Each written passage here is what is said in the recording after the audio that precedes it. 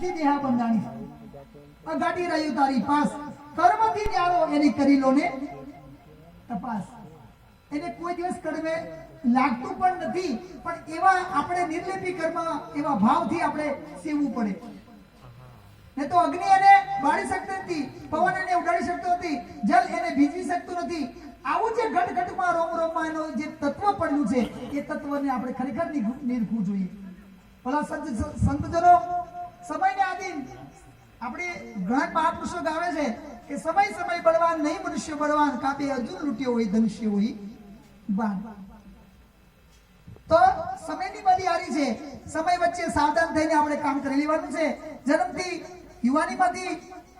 ઘડપણ તરફ આપણે જઈ રહ્યા છે ત્યારે ખરેખર યોગ મળ્યો છે ત્યારે શરીરની આવરદા શરીરની અવસ્થા શરીરના જે પ્રસંગો છે એની સાથે સાથે આપણે આ અવસરને ઉજી લેવાનો છે